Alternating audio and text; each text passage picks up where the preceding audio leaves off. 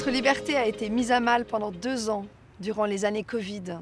Depuis, cette liberté est devenue notre étendard à Gérard Scheller et à moi, et nous la porterons jusqu'au Conseil national, accompagnés de vous tous avec la liste numéro 21, la liste Liberté. Liberté, c'est aussi un acronyme. C'est l'acronyme de liberté, intégrité, bienveillance, engagement, recherche, transparence et équité.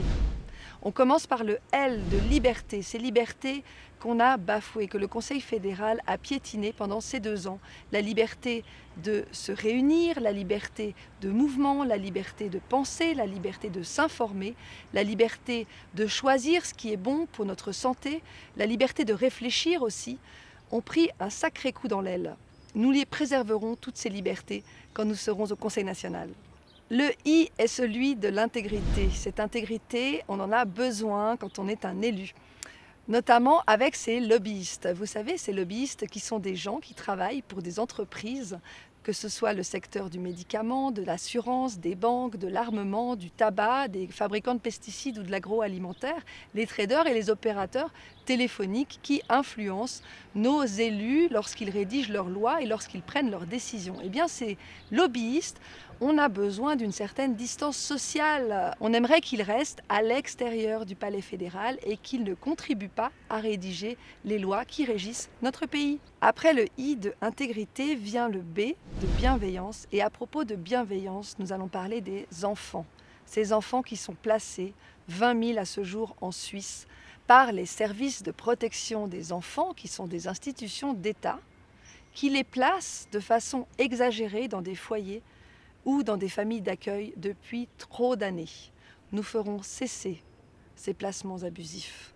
Le E, c'est l'engagement. L'engagement dont nous faisons preuve, Gérard Scheller et moi. Pour ma part, cela fait 11 ans que je milite pour dénoncer les abus, pour dénoncer les corruptions, pour préserver nos droits humains, la vérité et la justice qui sont parfois absentes et même souvent, de plus en plus souvent, de notre pays et même à l'international. Nous avons dénoncé le traité TISA qui était négocié à Genève depuis 2012, également les placements irréguliers, les placements abusifs de la Banque nationale suisse, les investissements et puis le fait qu'elle ne respecte pas la Constitution, mais on développe dans un instant. Nous avons aussi fait partie des gilets jaunes et des gilets oranges qui s'occupent de préserver, de protéger les familles et notamment de protéger les enfants des placements abusifs.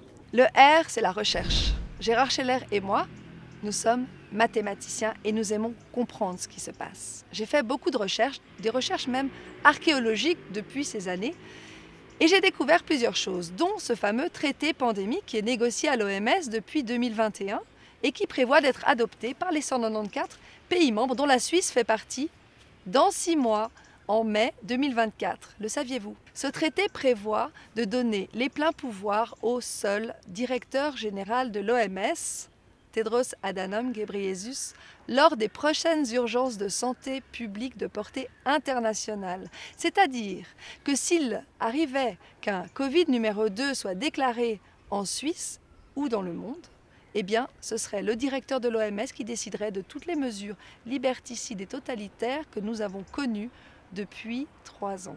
J'ai aussi découvert que la Banque nationale suisse ne reversait pas ses bénéfices nets au canton et à la Confédération comme elle le devrait pourtant. C'est la Constitution fédérale et la loi sur la Banque nationale qui le disent.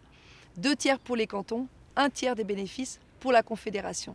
Imaginez tout ce qu'on pourrait faire avec cet argent, tout ce que la collectivité pourrait faire, notamment alléger nos primes d'assurance maladie, également nous réduire nos impôts et aussi améliorer notre pouvoir d'achat. Vous imaginez ?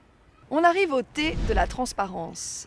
La transparence est ce miroir vers la réalité, ce miroir vers la vérité, ce miroir vers le partenariat entre l'Alliance vaccinale de la Fondation Bill et Melinda Gates, Gavi, et le consortium d'identification digitale ID 2020, financé par la Fondation Rockefeller et par Microsoft. Ces 2-là sont adeptes de l'identité numérique pour tout le monde en 2030. Est-ce que vous le saviez ? La transparence est aussi la transparence des accords, notamment l'accord entre Gavi et le Conseil fédéral de 2009 qui confère à Gavi et à ses membres une totale exonération d'impôts et une impunité face à la loi. Cette alliance est devenue intouchable au regard du tribunal, au regard de toutes les lois qui existent dans notre pays. On a aussi des accords entre le Forum économique mondial et notre gouvernement pour accélérer la mise en place du tout connecté, du tout numérique, la fameuse 4e révolution industrielle si chère à Klaus Schwab.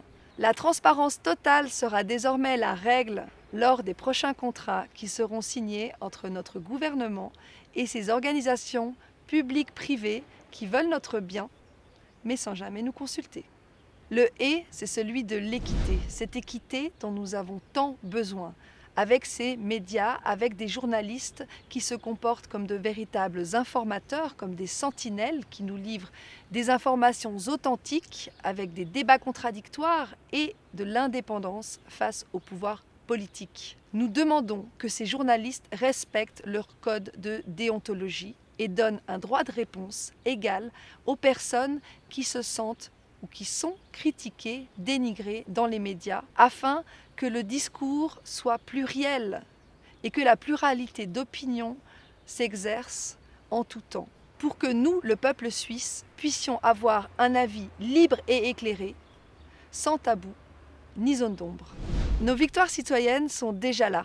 Nous avons récemment, avec Gérard Scheller et d'autres actionnaires de la Banque nationale suisse, réussi à influencer la BNS lors des assemblées générales. La redistribution au canton et à la Confédération, même si elle ne respecte pas la loi, a néanmoins triplé en 2 ans. Elle est passée de 2 milliards à 6 milliards entre 2018 et 2020. Nous avons aussi réussi à influencer 14 des 45 communes du canton de Genève, dont Genève et la ville de Carouge, pour qu'elles se déclarent zone hors TISA lorsque nous étions au comité Stop TISA avec Gérard Scheller. Imaginez ce que nous pourrons faire quand nous serons au Conseil national au sein du Parlement suisse. Le préambule de notre Constitution fédérale nous dit que seul est libre qui use de sa liberté. Alors usons de notre liberté. Cette liberté, elle se trouve en chacun d'entre nous. Alors n'ayons plus peur ni de parler, ni de penser. Le temps des manipulations et des mensonges est révolu. Le temps du courage et de l'intégrité a sonné. Liberté.